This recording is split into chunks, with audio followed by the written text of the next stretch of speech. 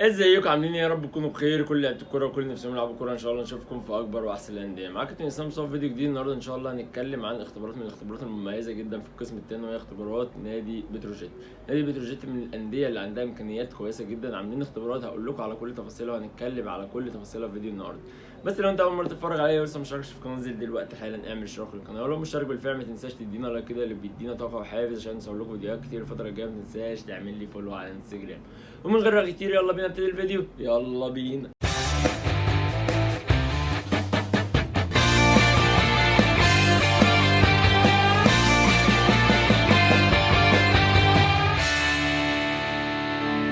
نادي بتروجيت من الانديه الكبيره جدا ومن الانديه اللي عندها امكانيات ماديه قويه جدا، وهو تابع لوزاره البترول، فمن الانديه اللي متوفر عندها الامكانيات اللي ممكن تساعدك ان انت تبقى لعيب كبير وتوصل لحلمك بسرعه وبسهوله وفي ظل امكانيات واحترافيه كويسه. اختبارات بتروجيت من الاختبارات الكويسه اللي الناس بتحب تروحها. السنه اللي فاتت كان عامل اختبارات بس كان عامل بدون اي مقابل مادي او بدون سعر استماره. السنه دي عامل استمارات، عامل استماره سعرها 50 جنيه.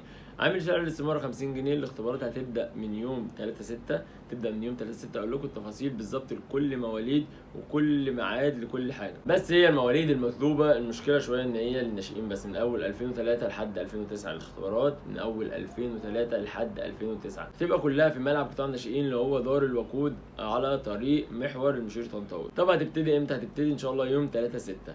يوم 3/6 هتبقى على مدار 3 اسابيع، كل اسبوع ليه مرحله، يعني كل مرحله في اسبوع. بالنسبه لاول اسبوع هتبقى اول يومين اللي هو السبت والحد 3/6 و4/6 هتبقى لمواليد فقط 2008 و2009 الساعه 8 صباحا. مواليد 2008 و2009 الساعه 8 صباحا. وبالنسبه لمواليد 2007 و2006 تبقى يوم الاثنين اللي هو 5/6، ويوم الثلاث 6/6 الساعه 8 صباحا. يوم الاثنين 5/6 ويوم الثلاث 6/6 الساعه 8 صباحا مواليد 2007 و2006. اما بقى اخر يوم في الاسبوع وهو مواليد 2005 و2003 يبقى الاربع 7/6 والخميس 8/6 الساعه 8 صباحا. ده بالنسبه لاول اسبوع. تاني اسبوع في المرحله الثانيه تبقى نفس التفاصيل بالظبط، بس الاسبوع اللي بعديه سبت وحد برضه 2008 و2009، حد واثنين 2006 و2007، اربع وخميس هتبقى مواليد 2005 و2003. ده بالنسبه للاختبارات لاول مرحلتين. طبعا لو انت ما نجحتش مش هتكمل في المراحل الثالثه والرابعه. هم عاملين الاختبارات على 4 مراحل، عاملين الاختبارات على 4 مراحل، وهالشرط يكون معاك صورتك الشخصيه وصوره بطاقه ولي الامر، عشان لو نجحت هيطلبوها منك لازم يبقوا معاك.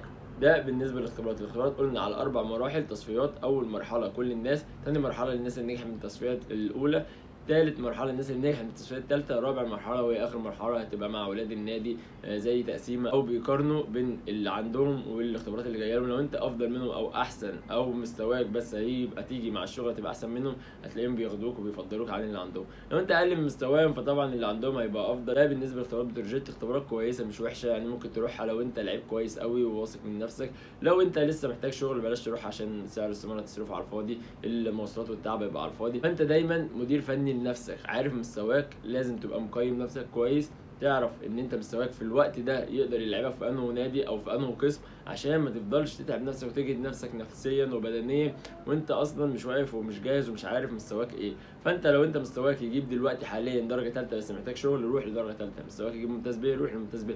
لو انت بقى واثق من نفسك وعارف ان انت مستواك عالي جدا بس لسه ما جاتلكش الفرصه، ممكن تروح انديه الممتاز. دايما بدعي لكم بالتوفيق، ودايما بفرح لو حد كتب لي اي كومنت يفرحني ان هو قبل في اختبارات. يا رب يا رب كل الناس تتفرج عليا اشوفها في انديه كبيره. ولو محتاجين اي حاجه اكتبوا لي في الكومنتات او اعملوا لي فولو على انستجرام وكلموني، ان شاء الله ارد عليكم على طول. يا رب تكونوا استفدتوا. وكده خلصنا فيديو النهارده. استنوني فيديو جديد من قناه يوميات لعب كره قدم. اشوفكم على خير والسلام عليكم.